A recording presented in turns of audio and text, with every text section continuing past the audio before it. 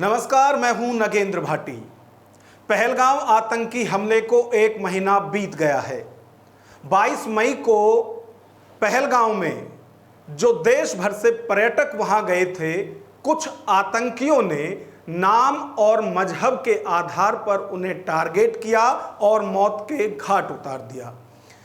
इस कायराना हरकत का पूरे देश में जमकर विरोध हुआ और हर तरफ से एक ही आवाज उठ रही थी कि जिन लोगों ने भी यह कायराना हरकत की है, उन्हें कड़ी से कड़ी सजा दी जानी चाहिए।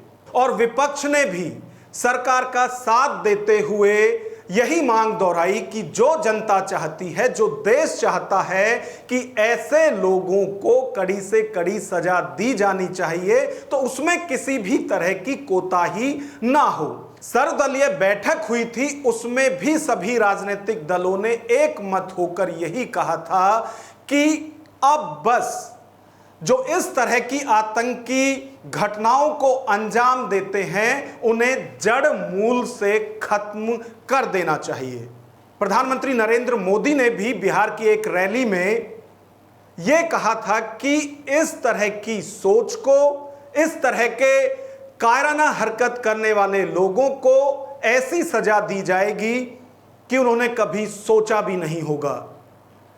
पीएम मोदी ने कहा था कि ऐसे लोगों को मिट्टी में मिला दिया जाएगा और एयर स्ट्राइक के जरिए एलओसी पार करके हमारी सेना ने यह कर दिखाया था। 9 आतंकी ठिकानों को टारगेट किया गया था, जिसमें कि 100 से ज्यादा आतंकवादियों को मौत के घाट उतारा गया था। इसके बाद पाकिस्तान की तरफ से भी जवाबी कार्रवाई की गई थी, जिसे कि हमारी सेना ने हर मोर्चे पर विफल कर दिया था। सेना की तरफ से जमकर जो जवाबी कार्रवाई है वो की जा रही थी। कई एयर स्पेस जो हैं पाकिस्तान के, वो डैमेज कर दिए गए थे और ऐसा लग रहा था कि भारत इस बार आर पार के मूड में है। लेकिन अचानक 10 मई को सीज फायर का ऐलान किया गया दोनों देशों के बीच में और मध्यस्थता की गई अमेरिका के राष्ट्रपति डोनाल्ड ट्रंप की तरफ से।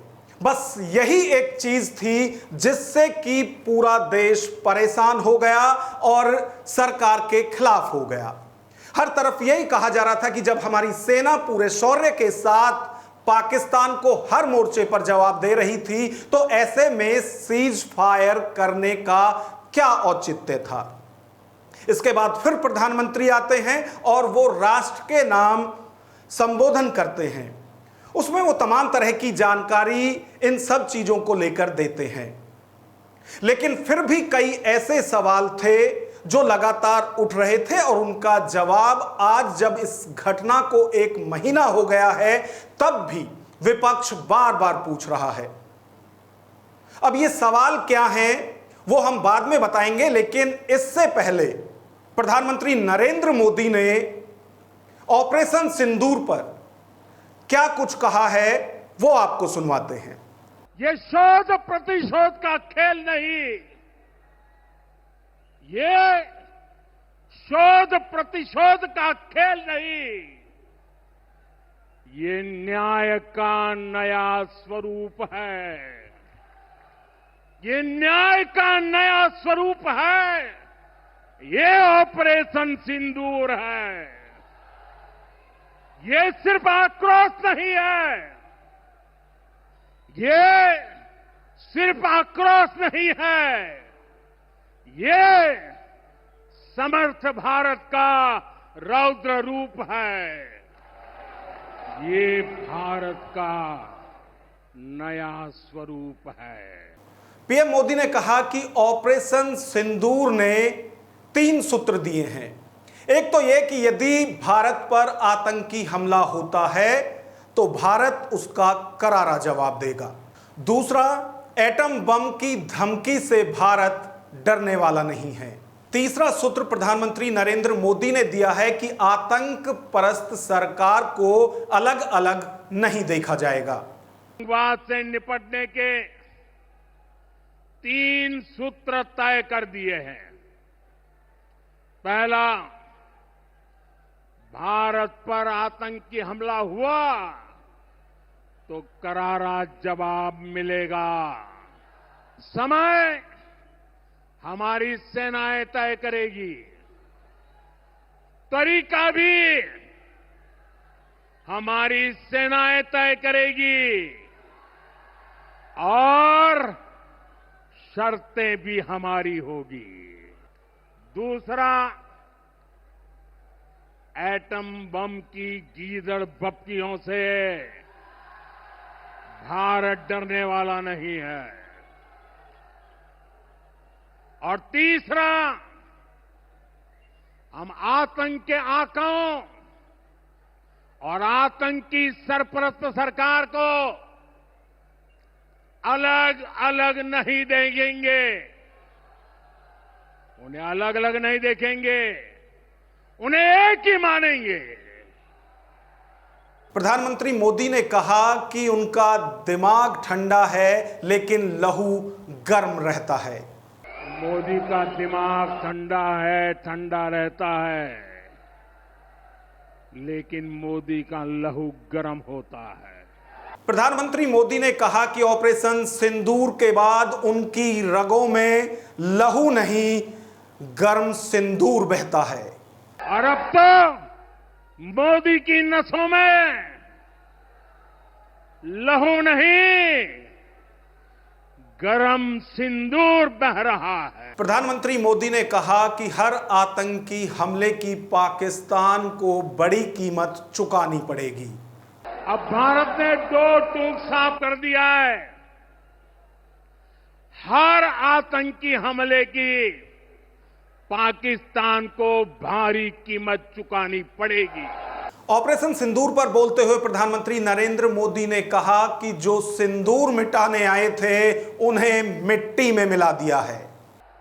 मैं देशवासियों से कहता हूं, जो सिंदूर मिटाने निकले थे, जो सिंदूर मिटाने निकले थे, उन्हें मिट्टी में मिलाया है।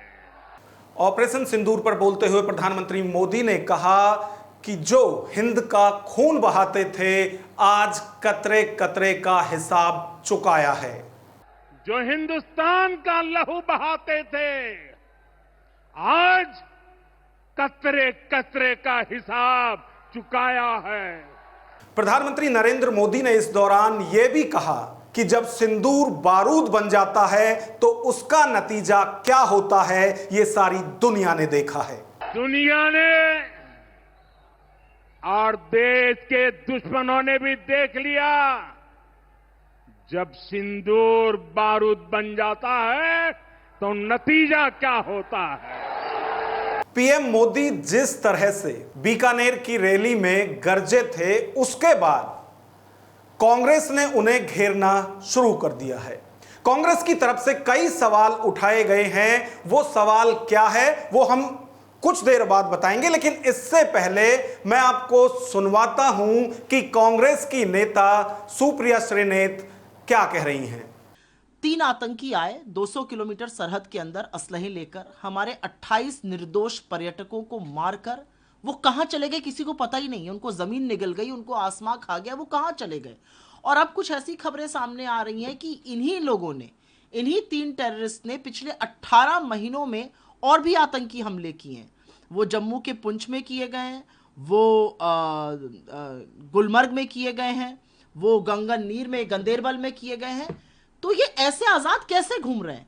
और जब तक इन लोगों के सिर कटकर हिंदुस्तान नहीं लाता है, जब तक इनकी नजीर नहीं बनती है कि ऐसे लोगों के साथ ऐसा जघन्य हम कार्रवाई करेंगे कि रूह कांप जाए हमारे दुश्मन देश की, तब तक सिंदूर का कर्ज हम नहीं उतार पाएंगे। शहीद परिवारों को अभी भी न्याय की उम्मीद है।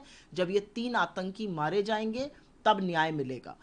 कांग्रेस की नेता प्रणीति शिंदे ने साफ तौर से कहा है कि जिस तरह से सिर्फ और सिर्फ प्रधानमंत्री नरेंद्र मोदी का फोकस अपने खुद के प्रचार में होता है, वही इस दौरान भी देखने को मिल रहा है कि ऑपरेशन सिंदूर के बाद वो जो सवाल उठ रहे हैं उनका जवाब देने के बजाय खुद अपनी प्रशंसा करने में लगे हुए हैं।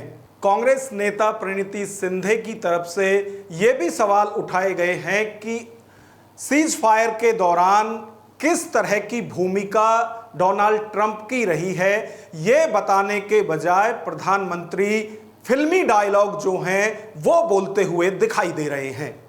मोदी सरकार ने राष्ट्रीय सुरक्षा, कूटनीति और आंतरिक स्थिरता जैसे गंभीर विषयों को सिर्फ फोटो खिंचवाने और खोखले प्रचार का माध्यम बनाया है।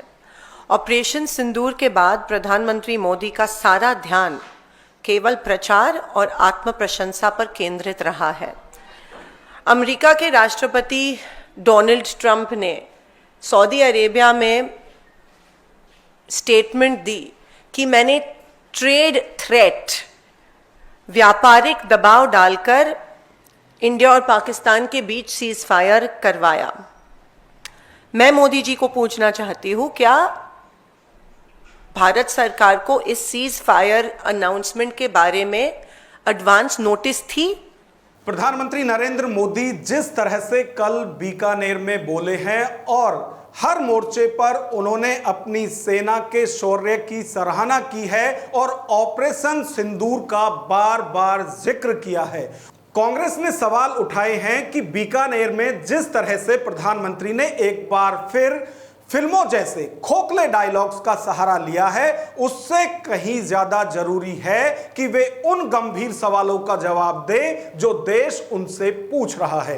कांग्रेस का पहला सवाल यह है कि पहलगाम आतंकी हमले को 1 महीना बीत चुका है, लेकिन पहलगाम के निर्दयी हत्यारे अब तक खुले में क्यों घूम रहे हैं? कुछ रिपोर्ट्स के मुताबिक यही आतंकी गिरोह पिछले 18 महीनों में पुंछ, गगनगीर और गुलमर्ग में हुए 3 अन्य आतंकी हमलों के लिए भी जिम्मेदार हैं। तो आखिर ये आतंकी कहां हैं और क्यों अब तक नहीं पकड़े गए हैं? क्या उन्हें आसमान निगल गया है या धरती उन्हें सटक गई है या फिर वो पहाड़ों में कहीं गुम हैं या कश्मीर की वादियों में कहीं खो गए हैं या फिर किसी ने उन्हें पनाह दे रखी है या वो बॉर्डर पार करके पाकिस्तान जा चुके हैं? इन तमाम सवालों का जवाब आज सरकार को देना चाहिए। कांग्रेस का दूसरा सवाल यह है कि आपने अब तक कोई सर्वदलीय बैठक की अध्यक्षता क्यों नहीं की है? यह सवाल प्रधानमंत्री से है। विपक्षी दलों को विश्वास में क्यों नहीं लिया गया है? कांग्रेस का तीसरा सवाल है, आपने 22 फरवरी 1994 को संसद में सर्वसम्मति से पारित प्रस्ताव को दोहराने और ऑपरेशन सिंदूर के दौरान सामने आए चीन पाकिस्तान के गठजोड़ को देखते हुए उसे वर्तमान में परिस्थितियों के अनुसार फिर से तैयार करने के लिए संसद का विशेष सत्र क्यों नहीं बुलाया? प्रधानमंत्री नरेंद्र मोदी से कांग्रेस का चौथा सवाल है, बीते 2 हफ्तों में अमेरिका के राष्ट्रपति डोनाल्ड ट्रंप और विदेश मंत्री रूबियो बार बार जिस तरह से अमेरिका की भूमिका को लेकर दावे कर रहे हैं, उस पर आप लगातार चुप क्यों हैं? प्रधानमंत्री और उनके बाकी नेता दूसरे मोर्चे पर तो बोलते हैं, लेकिन ऑपरेशन सिंदूर और सीज फायर पर उनकी चुप्पी सबको खल रही है।